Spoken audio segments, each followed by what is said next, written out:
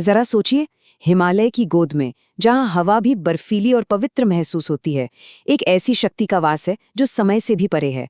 अब सोचिए कि प्रकृति का सबसे भयंकर रूप उसी जगह पर कहर बनकर टूट पड़ता है। एक विनाशकारी बाढ़ जो पहाड़ों को हिला देती है और सब कुछ अपने साथ बहा ले जाती है। लेकिन इस तबाही के बीचों बीच एक पुराना पत्थर का मंदिर अपनी जगह पर ऐसे खड़ा रहता है जैसे उससे कोई फर्क ही ना पड़ा हो।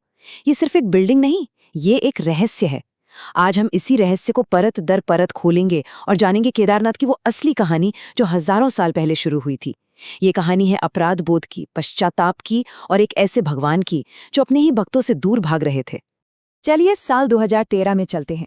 पहाड़ एक भयानक तूफान के नीचे कांप रहे हैं। मंदाकिनी नदी, जो आमतौर पर शांत बहती है, एक दैत्य बन चुकी है। उसकी लहरें गरज रही हैं और वो अपने रास्ते में आने वाली हर चीज, घर, होटल, सड़कें और न जाने कितनी जिंदगियों को बस कुछ ही मिनटों में निगल रही है। चारों तरफ सिर्फ और सिर्फ तबाही है। लेकिन इस विनाश के महासागर के बीच में एक पत्थर का मंदिर आज भी खड़ा है, जैसे समय और प्रलय दोनों को चुनौती दे रहा हो। क्या ये सिर्फ पुराने कारीगरों की इंजीनियरिंग का कमाल था, या इसके पीछे कोई दैवीय शक्ति काम कर रही थी? क्या ये वही मंदिर है जिसे खुद संहार के देवता भगवान शिव ने चुना था?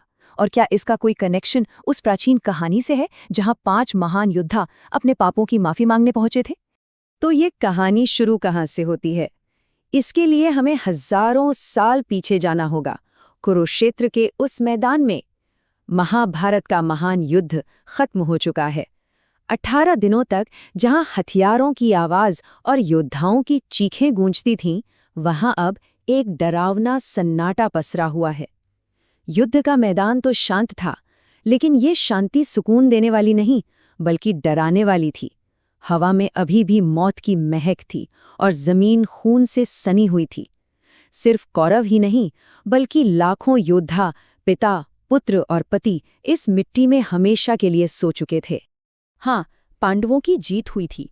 उन्होंने हस्तिनापुर का सिंहासन हासिल कर लिया था, अपना राज्य वापस पा लिया था।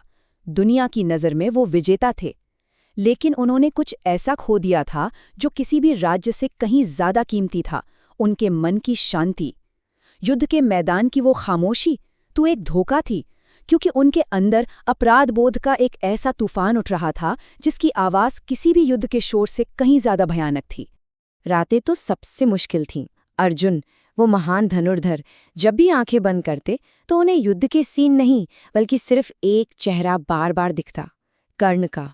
वो बड़ा भाई जिसके बारे में उन्हें कभी पता ही नहीं था और जिसे उन्होंने निहत्थे मार डाला था। युधिष्ठिर, जिन्हें दुनिया धर्मराज कहती थी, वो खुद अपने ही धर्म पर सवाल उठा रहे थे। और भीम, जिनकी ताकत का कोई मुकाबला नहीं था, वो अपने हाथों को घूरते रहते। वही हाथ जिन्होंने दुशासन की छाती फाड़ दी थी, और सोचते, क्या ये ताकत धर्म के लिए थी या ये सिर्फ जानवर जैसी हिंसा थी? और सबसे ज्यादा दर्द में थे धर्मराज युधिष्ठिर। हर रात जब वो अपने शाही बिस्तर पर लेटते तो उन्हें मखमल नहीं बल्कि कांटे चुभते थे। उनके दिमाग में बस एक ही सवाल गूंजता रहता था, क्या मेरा ये सिंहासन मेरे ही भाइयों, मेरे गुरुओं, मेरे अपने लोगों के खून पर नहीं बना है? ये अपराध बोध एक दीमक की तरह था जो उन्हें अंदर ही अंदर खाए जा रहा था। अपनी इस पीड़ा का हल खोजने के लिए वो उस समय के सबसे बड़े ज्ञानियों और ऋषियों के पास गए। वहां उन्हें एक ऐसा सच सुनने को मिला जो बहुत कठोर था। ऋषियों ने कहा, हे पांडवों, तुमने धर्म के लिए युद्ध किया, इसमें कोई शक नहीं। लेकिन इस प्रोसेस में तुमने ऐसे पाप किए हैं जिन्हें कोई साधारण यज्ञ या पूजा कभी धो नहीं सकती। ये सिर्फ युद्ध का पाप नहीं है, ये है रक्त पाप, अपने ही खून से अपने हाथ रंगने का पाप। उन्होंने 3 ऐसे महापाप किए थे जिनकी माफी मिलना लगभग नामुमकिन था। पहला, बंधु हत्या, मतलब अपने ही चचेरे भाइयों और रिश्तेदारों को मारना। दूसरा, गुरु हत्या, अपने ही गुरु द्रोणाचार्य का छल से वध करना। और तीसरा, कुल हत्या, अपने ही वंश का विनाश कर देना। ये ऐसे पाप थे जिनकी माफी किसी भी सांसारिक नियम में थी ही नहीं। तब ऋषियों ने उन्हें आखिरी रास्ता दिखाया। उन्होंने कहा, इस पाप के गहरे अंधेरे को अगर कोई भस्म कर सकता है तो वो ब्रह्मांड में सिर्फ एक ही शक्ति है, वो जो संहारक भी हैं और रक्षक भी, जो वैरागी भी हैं और गृहस्थ भी, महादेव, भगवान शिव। केवल वही तुम्हारे इस पाप के जहर को पीकर उसे खत्म कर सकते हैं। और बस उसी पल पांडवों ने फैसला कर लिया। वो अपने पापों से छिपेंगे नहीं, वो सीधे उस एक शक्ति के पास जाएंगे जो उनका सच्चा न्याय कर सकती है, महादेव। और इस तरह पांचों भाइयों और द्रौपदी ने अपना राजपाट सब कुछ त्याग दिया और तपस्वियों के कपड़े पहन लिए। उनकी पहली मंजिल थी काशी, भगवान शिव का प्रिय शहर, मोक्ष की नगरी। उन्हें उम्मीद थी कि वहां उनके भगवान मिलेंगे। वहां पहुंचकर युधिष्ठिर ने प्रार्थना की, हे प्रभु, हम आ गए हैं, हम अपने पापों को स्वीकार करने आए हैं, हमें दर्शन दीजिए। लेकिन उन्हें कोई जवाब नहीं मिला। एक बहुत बड़ी प्रॉब्लम थी, भगवान शिव उनसे मिलना ही नहीं चाहते थे। वो अपने भक्तों से नाराज थे। अब ये बात थोड़ी अजीब लगती है ना? एक भगवान जिसे हम करुणा का सागर मानते हैं, वो अपने ही भक्तों से क्यों छुपेगा? खासकर तब जब वो मदद मांगने नहीं बल्कि सच्चे दिल से पछतावा करने आए हों। इसका जवाब शिव की सोच में छिपा था। देखिए, वो जानते थे कि पांडवों का पछतावा सच्चा है, लेकिन वो ये भी जानते थे कि माफी कोई ऐसी चीज नहीं है जो आसानी से दे दी जाए। उन्होंने सोचा, अगर मैं इन्हें इतनी आसानी से माफ कर दूंगा तो भविष्य में दुनिया को क्या संदेश जाएगा कि कितने भी बड़े पाप कर लो और आखिर में बस माफ कर दो कहकर बच जाओगे। नहीं, सच्ची माफी कमाई जाती है। पश्चाताप को एक कठिन सफर से साबित करना पड़ता है, और इसीलिए शिव ने उनकी सबसे कठिन परीक्षा लेने का फैसला किया। वो काशी से गायब हो गए और उस जगह की ओर चले गए जो उनका घर है, हिमालय की बर्फीली चोटियां। काशी के पवित्र घाटों की आरामदायक दुनिया अब पीछे छूट चुकी थी। अब पांडवों की दुनिया पूरी तरह बदल गई थी। शाही रथों की जगह अब उनके नंगे पैर थे, और महलों की जगह चट्टानों की गुफाएं। अब सामने थे केवल संकरे पहाड़ी रास्ते, फिसलन भरे पत्थर और शरीर को जमा देने वाली बर्फीली हवाएं। ये सिर्फ एक यात्रा नहीं थी, ये एक तपस्या थी। महीनों की इस कठिन चढ़ाई के बाद एक दिन पांडव एक ऊंचे सुनसान मैदान में पहुंचे। वो एक अद्भुत जगह थी। चारों तरफ बर्फीले पहाड़ और बीच में एक हरा भरा शांत चारागाह, जहां गायों और बैलों का एक झुंड आराम से घास चर रहा था। लेकिन उस शांति में भी कुछ अजीब था। युधिष्ठिर की नजर एक बैल पर पड़ी। वो बाकियों से अलग था। उसकी चाल में एक अलग ही शान थी और उसकी आंखों में एक अजीब सी गहराई। युधिष्ठिर ने इसे सबसे पहले महसूस किया। उन्होंने धीरे से कहा, भाइयों, क्या तुम्हें ये महसूस हो रहा है? इस हवा में, इस मिट्टी में वो यहीं है। और उनकी नज़र उस बैल पर टिकी रही। हाँ, उनकी परीक्षा लेने के लिए स्वयं भगवान शिव ने एक बैल का रूप धर लिया था और मवेशियों के झुंड में छिप गए थे। वो ये देखना चाहते थे कि क्या पांडवों की भक्ति इतनी सच्ची है कि वो उन्हें इस रूप में भी पहचान पाएंगे। लेकिन सच्ची भक्ति को भला कैसे धोखा दिया जा सकता है? भीम की आंखें उस बैल पर जम गई। उन्होंने अपनी गदा को कसकर पकड़ा और बोले, वो वाला, वो बैल, वो सिर्फ एक जानवर नहीं है, वो हमारे प्रभु हैं जो हमसे खेल रहे हैं। बस यही वो पल था, महीनों की खोज और पीड़ा का अंत। भीम ने दहाड़ते हुए कहा, आज तो ईश्वर भी नहीं बच पाएंगे। जैसे ही भीम उस दिव्य बैल को पकड़ने के लिए आगे बढ़े, कुछ ऐसा हुआ जिसकी किसी ने कल्पना भी नहीं की थी। वो बैल जमीन में धंसने लगा। कीचड़ या पानी में नहीं, बल्कि उस ठोस पथरीली जमीन के अंदर, जैसे जमीन खुद उसे अपने भीतर निगल रही हो। पहले उसके पैर गायब हुए, फिर शरीर। वो जमीन में ऐसे समाता जा रहा था जैसे कोई भूत दीवार के आर पार जा रहा हो। ये देखकर कि उनके भगवान उन्हें फिर से छोड़कर जा रहे हैं, भीम ने अपनी पूरी ताकत से छलांग लगाई। उनके विशाल हाथ तेजी से गायब होते बैल का सिर्फ एक हिस्सा ही पकड़ पाए, उसका कूबड़।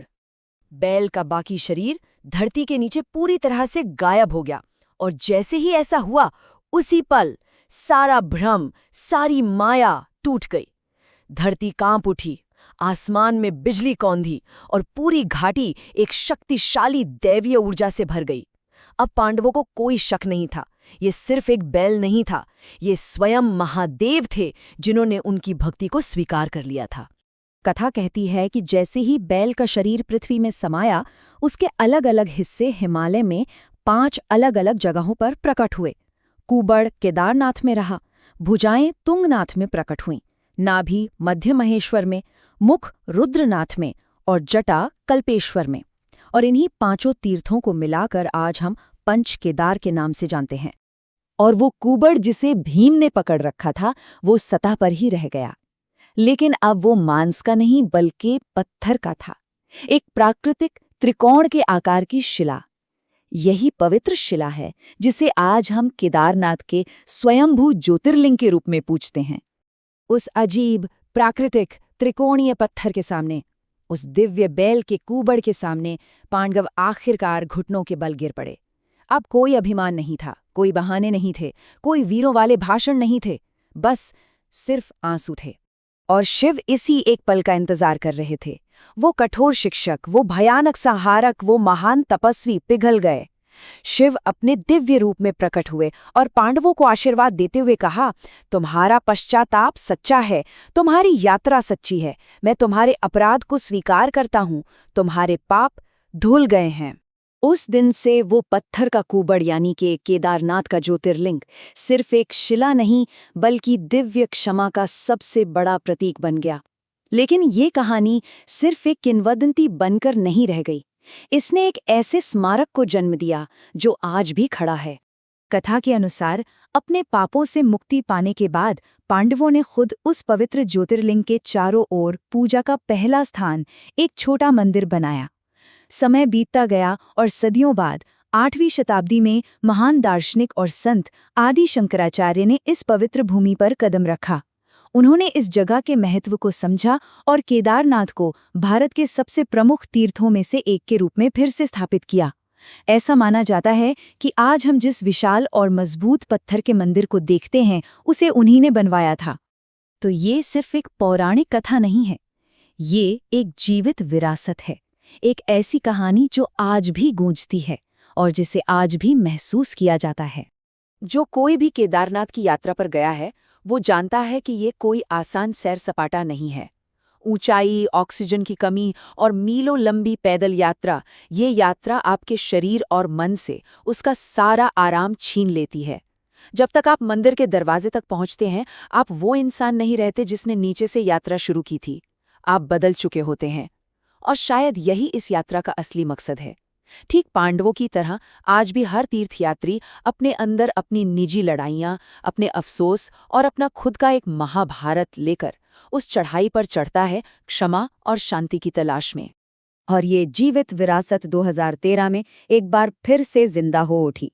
जब केदारनाथ में प्रलय आया तो पानी, चट्टानों और कीचड़ की एक जबरदस्त लहर ने सब कुछ मिटा दिया।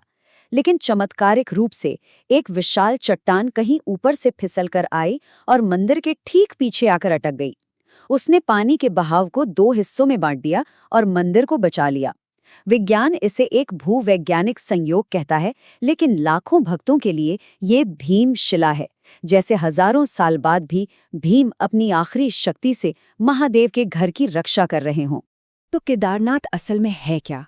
ये सिर्फ पत्थरों से बना एक मंदिर नहीं है, ये एक विचार है। ये इस बात का एक शक्तिशाली रिमाइंडर है कि कोई भी पाप इतना बड़ा नहीं होता अगर पश्चाताप सच्चा हो, और कोई भी यात्रा इतनी कठिन नहीं होती अगर आस्था मजबूत हो। ये कहानी हमें सिखाती है कि कभी-कभी ईश्वर हमारी परीक्षा लेने के लिए हमसे दूर भाग सकता है, लेकिन अगर हम बिना थके चलते रहें, चढ़ते रहें और खोजते रहें, तो अंत में हम उसे पा ही लेंगे। अब एक सवाल खुद से पूछिए, अगर आज केदारनाथ के उस ज्योतिर्लिंग के सामने खड़े होने का मौका मिले, तो महादेव से क्या मांगेंगे? इसी विचार के साथ हम आपको छोड़ जाते हैं। हर हर महादेव। अगर आपको केदारनाथ की ये कहानी पसंद आई और आप ऐसी ही और भी गहरी और रोचक कहानियों को जानना चाहते हैं, तो हमारे चैनल को सब्सक्राइब करना न भूलें। हम इतिहास और पौराणिक कथाओं के ऐसे ही अनसुने रहस्य आपके लिए लाते रहेंगे।